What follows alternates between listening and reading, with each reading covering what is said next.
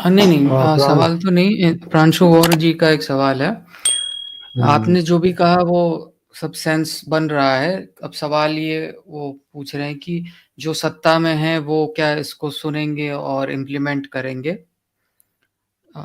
जी। नहीं, नहीं देखो वो सुनेंगे जरूर देरी से। क्यों सुनेंगे देरी से? उसकी वजह है। सुनेंगे तो क्योंकि कौन नहीं चाहता समस्याओं का समाधान। जैसे मैंने कहा कि वो भी मजबूर ही है, तो मजबूर जीवन तो कोई नहीं जीना चाहता। अगर ये सब बातें आपको समझ में आ रही, सुनेंगे तो वो भी, मगर वो थोड़ा देरी से सुनेंगे। और उसका कारण है, और इसमें उनकी कोई गलती नहीं है, क्योंकि वो जिन पदों पर बैठे हैं वहां बहुत काम होता है, तो वो बिजी रहते हैं। तो जितने उद्योगपति हुए, जितने राजनीतिक लोग, माने वो लोग जो कुछ परिवर्तन ला सकते हैं, या जो अभी अभी इम्प्लीमेंट करने के लिए कर सकते हैं, जैसे टॉप लेवल के जज हुए, टॉप लेवल के मंत्री हुए, प्रधानमंत्री हुए, राष्ट्रपति हुए, उद्योगपति हुए, माने जिनके आसपास इकोनॉमी सारी घूमती है पूरी, जिनके आसपास पूरी राजनीति, राजनीतिक सत्ता, सब कुछ घूमता है जिनके आसपास में, तो सीधी सी बात है कि वो लोग बहुत ज्यादा बिजी होंगे। भाई पूरे देश को चला रहे हैं तो बिजी होंगे ना। जैसे आपने सुना भी होगा कि मोदी जी 18-18, 20-20 घंटे काम करते हैं, तो लगभग सारे ही प्रधानमंत्री करते हैं। तो अब 18-20-20 घंटे वो काम करते हैं, तो बाकी मंत्री मंत्री भी ऐसे ही करते ही होंगे, कोई 14-15-16 घंटे काम कुछ करते ही होंगे, थक जाते होंगे। ज्यादातर बूढ़े लोग हैं मंत्रियों में, तो वो और भी जल्दी थकते होंगे। तो अब क्या है कि उनके पास समय की कमी रहती है, समय का अभाव रहता है, क्योंकि उन्हें इलेक्शन भी लड़ना है, उन्हें देश भी चलाना है, उन्हें वोट भी मांगने हैं, वो भी बिना पैसे खर्च किए, बिना अपने वादे पूरे किए। आप सोच रहे हो उनका उनका जो उनकी जो बुद्धि है, उनका जो मन है, उनके जो ये सारे इंस्ट्रूमेंट है, ये किन कामों में संलग्न रहते हैं लगातार, तो वो बिजी रहते हैं। तो शुरुआती दौर में इस चीज को वो नहीं समझ पाएंगे, इसको वो सुनेंगे भी नहीं। वो कब सुनेंगे इसको? वो तब सुनेंगे जब जनता में अच्छी खासी स्थिति में इस पर चर्चा होने लगेगी, है ना। जैसे जब वो वोट मांगने गए तो वहां कुछ कोई मीडिया बैठे हैं, या कुछ ऐसे ऐसे प्रोग्राम होते हैं, और वहां जनता बोलने लग जाए, भाई संपूर्ण समाधान है, ये क्यों नहीं देख रहे हो आप। फिर वो दूसरी जगह जाए कहीं वोट मांगने, वहां भी कोई बोल दे कि अरे भाई संपूर्ण समाधान है ना, इसकी तरफ क्यों नहीं ध्यान दे रहे हो। ऐसे वो 10-20-50 जगह सुनेगा। जब वो सुनेगा तो वो देखेगा, यार ये क्या है, हर जगह जहां देखो उधर ही कोई संपूर्ण समाधान चिल्लाने लगता है। तो फिर वो अपने लोगों से पूछेगा, भाई ये क्या चल रहा है। किन लोगों से पूछेगा? जो उसके मातहत हैं, जो उससे गरीब हैं, माने जिनके पास थोड़ा समय रहता है, वो ऐसी चीजें सुन सुन लेते हैं।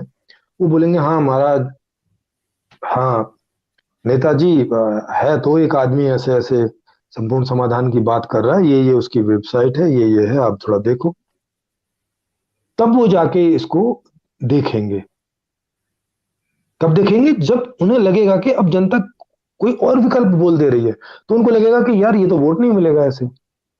और जब हम लोग राजनीतिक विकल्प के तौर पे आ जाएंगे, हम कब आएंगे? हम तब आएंगे जब ये जो बात हम समझा रहे हैं सारी की सारी, पूरा जो ये नया मॉडल दे रहे हैं, ये नया मॉडल जब 70 से 80% लोगों तक पहुंच जाएगा हमारी समझ में, तो तब हम लोग सर्वे करेंगे, और उस सर्वे में पूछेंगे जनता से कि भाई ये जो बातें आप तक पहुंची हैं नई व्यवस्था की, तो इसमें कितने परसेंट लोग हैं जो इस प्रकार की व्यवस्था को चाहते हैं। तो अगर आधे से अधिक लोग, माने 50% से ज्यादा लोग अगर यस में उस सर्वे को सहमति देंगे, तो फिर हम एक राजनीतिक पार्टी का रजिस्ट्रेशन करेंगे, और तब तक अपनी ये सारी तैयारी कर लेंगे, सब नेताओं को बनाने की, उनकी ट्रेनिंग वगैरह ये सब हम लोग कर लेंगे तब तक पहुंचने के दौरान।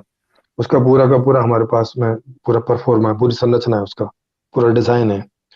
तो तब तो तब हम लोग, माने उसकी जितनी तैयारी सब होती है वो पहले ही हम लोग कर लेंगे। तो तब एक रजिस्ट्रेशन करेंगे पॉलिटिकल पार्टी का, और फिर आने वाला जो लोकसभा का इलेक्शन होगा उसके बाद, उसमें हम लोग शरीक होंगे, उसमें हम लोग हिस्सेदारी लेंगे, और इस विकल्प को एक पॉलिटिकल विकल्प के रूप में लोगों के सामने रखेंगे। और यदि फिर 50% से ज्यादा लोग इसको वोट करते हैं, जो कि कर ही देंगे, तो फिर 500 से ज्यादा एमपी हम लोगों के संसद में आ जाएंगे, वो वहां जाके नए सिस्टम को पुराने सिस्टम से रिप्लेस कर देंगे और उस तरह से ये जो है बदल जाएगा। तो वो जब हम लोग पॉलिटिकल के रूप में पहुंचेंगे, तब वो सभी लोग इसको जानने समझने के लिए एक तरह से मजबूर होंगे, एक तरह से हमें उन्हें मजबूर करना पड़ेगा कि वो अपने इस बिजी शेड्यूल में से टाइम निकालें, क्योंकि तब उनका जो मौजूदा करियर है वो दांव पे लगा हुआ होगा। तब उन्हें लग रहा होगा कि भाई सारे वोट तो ये ले जाएंगे, क्योंकि जनता से फीडबैक तो उनको भी मिलता रहता है ना।